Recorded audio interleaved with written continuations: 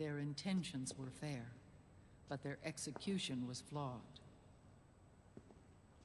Zero developed weapons, amassed armies, used information for extortion, all in order to gain more wealth. He was obsessed with controlling awareness on the inside from the outside. But I cannot imagine that's what the boss would have wanted. They both misinterpreted her will.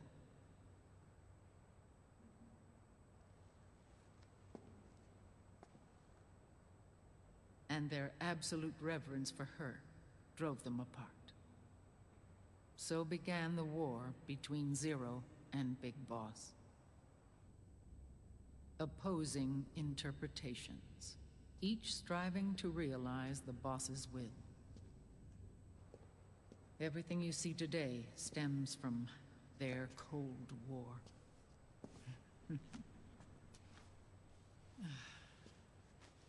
Differences in race, in religion, in ideology.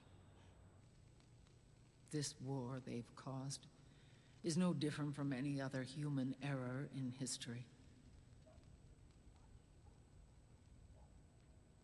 It all started with a tiny fork in the path and grew into a great rift.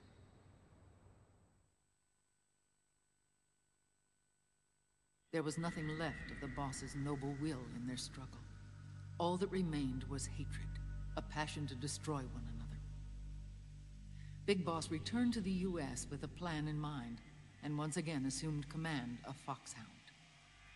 In Outer Heaven, and then Zanzibar Land, Big Boss plotted coup d'etat against Zero. But you, Solid Snake, his own clone, foiled his efforts both times.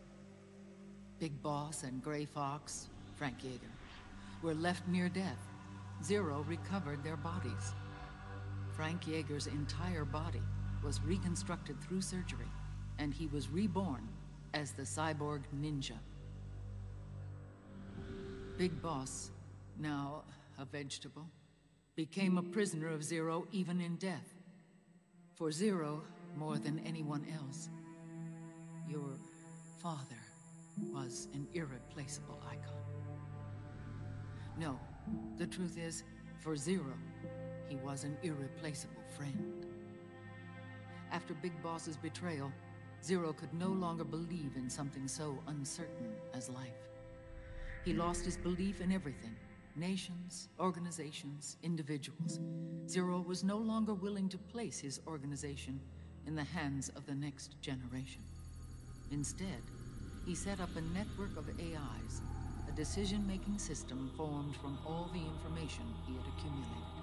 He built 4 AIs, GW, TJ, AL, and TR, as sort of a digital Mount Rushmore, and 1 core artificial intelligence to unite them, John Doe. GW. The same GW we destroyed 5 years ago. The same. Ever since GW was cut off, JD and the other 3 AIs have controlled all information on every aspect of global society.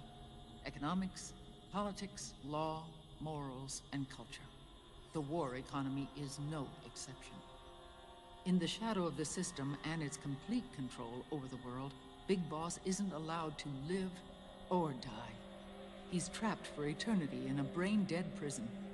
To bind himself to his friend, to ensure his rule over the world, Zero transformed Big Boss into an icon, neither living nor dead. Sounds almost like a religion.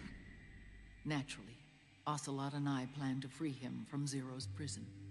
We enlisted Naomi Hunter, an authority in the field of nanomachine research, into our organization. And we used Frank Yeager to kill Dr. Clark. Ocelot tortured the DARPA chief, Donald Anderson, also known as Sigint, to death, and made it look like an accident. The Shadow Moses incident. With Paramedic and Sigint dead, Zero was the only one left. But we too paid a price. I lost Ocelot. Ocelot wasn't fighting for the Pentagon or the Russians, and certainly not for Zero. He was fighting for Big Boss. He idolized him.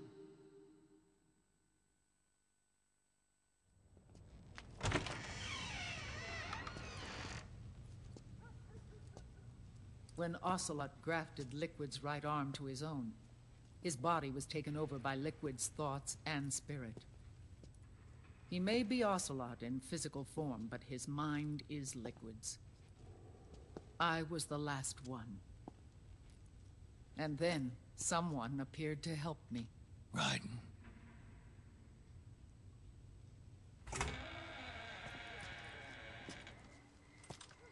It was when I met him that I finally discovered the location of Big Boss.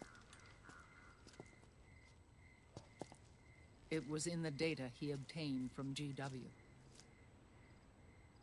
Together, he and I retrieved Big Boss. But Big Boss was still asleep, as Zero had left him. Why did Zero keep him alive?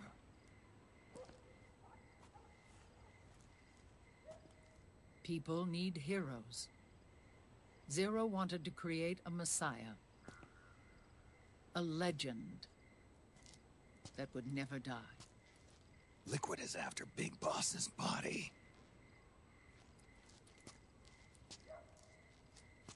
Is it here?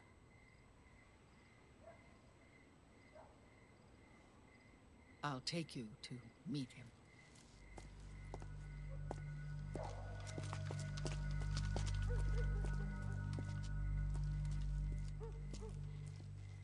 This is his pyx, his holy ark.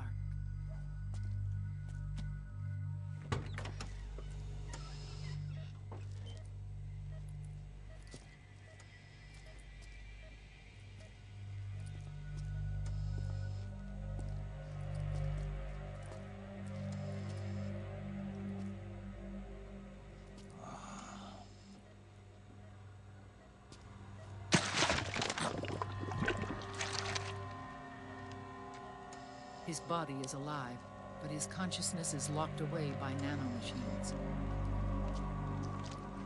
So technically speaking, he's not really brain dead.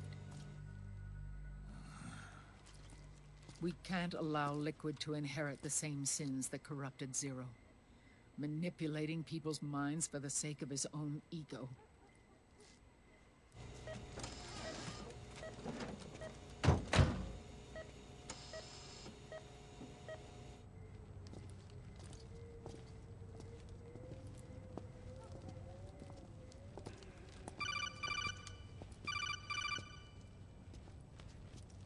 Otacon. Snake, it's Naomi. What happened? She's gone. She's not in the Nomad anymore. When? Less than an hour ago. She disappeared right after she and Sonny got back from Dr. Magnar's place. Why weren't you watching her? I didn't have my glasses on. Naomi said it herself. The experiment can't succeed without her.